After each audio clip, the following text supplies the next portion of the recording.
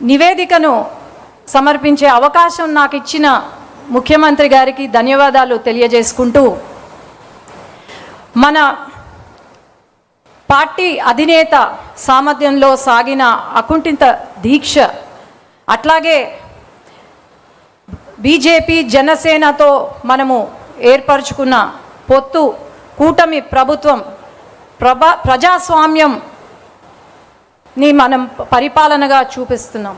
అట్లాగే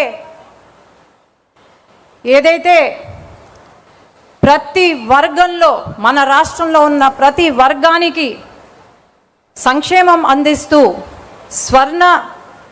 సువర్ణ పాలనను అందిస్తున్నాం. 5 సంవత్సరాలు గొడ్డలి పరిపాలన ఎలా ఉందో మనం అందరం చూసాం.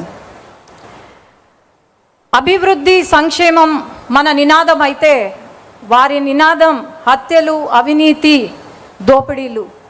అట్లాగే మన రాష్ట్రంలో ఉన్న ప్రతి వర్గంలో ఉన్న ప్రజలు బాధపడ్డారు. అట్లాగే ప్రతి ప్రాంతంలో ఉన్న ప్రజలు నిర్లక్ష్యం చేశారు. ఈరోజు మనం అభివృద్ధి, సంక్షేమం వైపు పరుగులు తీస్తున్నాం.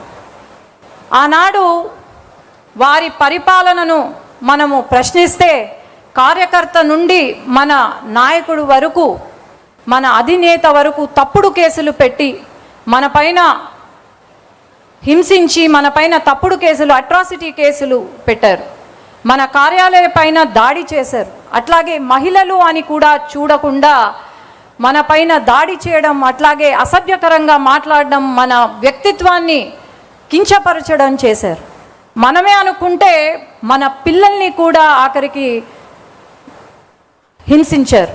కానీ బహుశా ఇప్పుడు వాళ్ళకు అర్థమైనట్టుంది, ప్రతి ఇంట్లో పిల్లలు పుడతారేమో కానీ మన తెలుగుదేశం పార్టీ కార్యకర్త ఇంట్లో యోధులు పుడతారని బహుశా అర్థమైనట్టుంది వాళ్ళకు. అట్లాగే ఆనాడు ఎంత కష్టం వచ్చినా సరే ఒక్క అడుగు వెనకడుగు వేయకుండా మన అధినేత కార్యకర్తలకు అండగా ఉంటూ నేనున్నాను అనే ధైర్యాన్ని ఇస్తూ మన పార్టీని ముందుకు తీసుకెళ్లారు. ఈరోజు మనము ఒకటే మన మనసులో ఉండాలి, మనం పని చేసేది మన పార్టీ కోసం, మన అధినేత కోసం, అట్లాగే మన పార్టీ యొక్క నినాదం కోసం తప్ప వ్యక్తిగతంగా కాదు అని నేను తెలియజేసుకుంటున్నాను.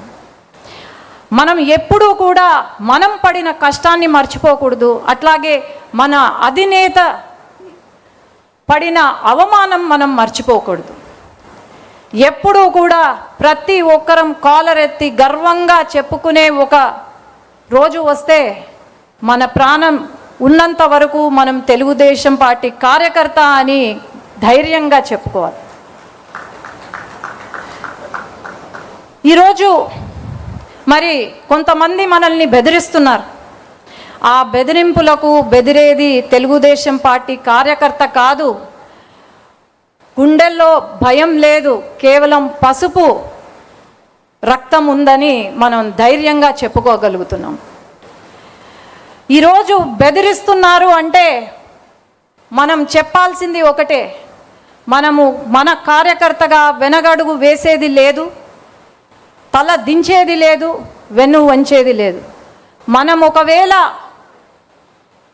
వెను వంచినా లేకపోతే తల దించినా అది కేవలం నా జెండా కట్టడానికే తప్ప ఇంకేమీ కాదు. ఈ వేదిక నుండి తెలంగాణ కొన్ని దురదృష్టవశాత్తు మనం ఓటమి చెందాం.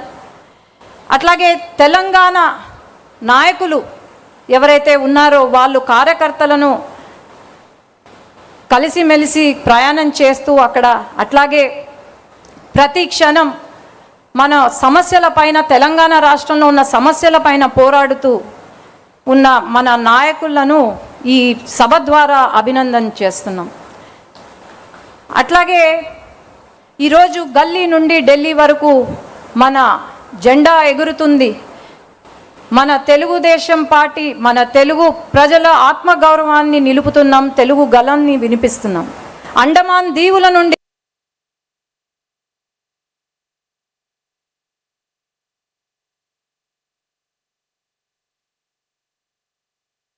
కూడా మన తెలుగుదేశం పార్టీ జెండా రెపరెపలాడుతుంది. ఎప్పుడు కూడా దేశంలో గలం వినిపించిందే తప్ప ఎప్పుడు కూడా వెనకడుగు వేయలేదు. మనం సూపర్ హిట్ ఈ 2 సంవత్సరాల పాలనలో సూపర్ 6ని సూపర్ హిట్ చేశాం. దీపం 2 పథకం కింద 3 గ్యాస్ సిలిండర్లు ఇస్తున్నాం. తల్లికి వందనం, ఫ్రీగా బస్ సర్వీస్, అట్లాగే రైతులను ఆదుకుంటున్నాం. ప్రతి ఒక్కరి ఇంట్లో వెలుగులు తీసుకొస్తున్నాం. ప్రతి వర్గం, ప్రతి కులం, ప్రతి మతానికి న్యాయం చేస్తుంది మన కూటమి ప్రభుత్వం. ఈరోజు అభివృద్ధే కాకుండా, సంక్షేమమే కాకుండా అభివృద్ధి వైపు పరుగులు తీస్తున్నాం. నారా లోకేష్ అన్న గారి కోరిక 24 లక్షల జాబులు యువతకు అందించాలని, ఆ కోరిక కూడా త్వరలో నెరవేరబోతుంది. యువత భవిష్యత్తు అంటేనే గుర్తుకొచ్చే పేరు నారా లోకేష్ అన్న. అట్లాగే తెలుగుదేశం సింహానికి శక్తి గర్జన ఎలా అవుతుందో మన తెలుగుదేశం పార్టీకి శక్తి నారా లోకేష్ అన్న అని నేను గర్వంగా చెప్పుకోగలుగుతున్నాను. ఈరోజు రాష్ట్రంలో 2 సంవత్సరాల కాలంలో 23 లక్షల కోట్లతో పెట్టుబడులు తీసుకొచ్చాం. దాదాపు 800 పైన కంపెనీలకు ఏదో ఒక రోజు, ప్రతిరోజు శంకుస్థాపనలు కానీ ప్రారంభోత్సవం కానీ జరుగుతూనే ఉంది. కానీ గొడ్డలి పార్టీ సమయంలో ఒక్క కంపెనీ కూడా రాలేదు అని నేను చెప్తున్నాను. అట్లాగే సంక్షేమం, అభివృద్ధి, జాబ్సే కాకుండా ఒక పక్క ఇరిగేషన్ ప్రాజెక్ట్స్ని పూర్తి చేస్తున్నాం. శాంతి భద్రతను మనము చూసుకుంటున్నాము. ఇలా చేసుకుంటూ పోయి 5 సంవత్సరాల కాలంలో మనం అనుకున్న టార్గెట్ రీచ్ అవ్వబోతున్నాం. అలాగే నా స్పీచ్ కంప్లీట్ చేసే ముందు యువగలం పాదయాత్ర గురించి చెప్పాలి. ఆనాడు యువగలం పాదయాత్ర ద్వారా లోకేష్ అన్న ట్రైలర్ చూపిస్తే ఈరోజు ప్రజలే సినిమా చూపించారు మన గొడ్డలి పార్టీకి.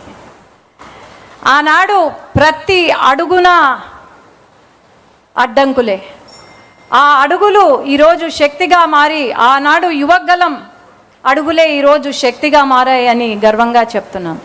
అట్లాగే ఈరోజు ఈ పవిత్ర సమయాన ఈ మహాసభ ముందు 7 ముఖ్యమైన చరిత్రాత్మక నిర్ణయాలను ఉంచుతున్నాను. అధినేత నాయకత్వంలో మరో ఆలోచనకు తావివ్వకుండా తెలుగుదేశం పతాకం నిరంతరం రెపరెపలాడేలా ముందుకు సాగాలి. ప్రజా శ్రేయస్సే లక్ష్యంగా నడుం బిగించి ప్రభుత్వానికి అండగా నిలవాలి. ప్రత్యర్థుల దుష్ప్రచారాన్ని గ్రామ స్థాయి నుండి రాష్ట్ర స్థాయి వరకు బలంగా తిప్పికొట్టాలి. మన ప్రభుత్వం చేపడుతున్న అభివృద్ధి సంక్షేమాలను ప్రజాక్షేత్రంలోని బలంగా తీసుకెళ్లాలి. ఆధునీకరించబడిన పార్టీ సిద్ధాంతాలను ప్రతి కార్యకర్త చిత్తశుద్ధితో ప్రజల్లోకి తీసుకెళ్లి ప్రచారం చేయాలి. మన రాజకీయ ప్రత్యర్థి జిత్తులమారి నక్క లాంటివాడు. అతని అవినీతి అక్రమాలపై ప్రతి కార్యకర్త డేగ కన్నులతో నిఘా వేస్తూ ప్రజలకు నిత్యం వివరిస్తూనే ఉండాలి. కుల, మత, ప్రాంతీయ విద్వేషాలు రెచ్చగొట్టే అసాంఘిక శక్తులు కదలికపై నిరంతరం అప్రమత్తంగా ఉండాలి. తెలుగు జాతి గౌరవం కోసం, తెలుగుదేశం పార్టీ కోసం జోహార్ ఎన్టీఆర్, జై తెలుగుదేశం, జై నారా చంద్రబాబు నాయుడు గారు, జై లోకేష్ అన్న, జై హింద్.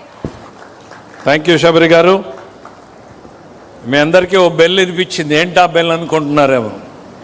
అధ్యక్షుల వారు టైం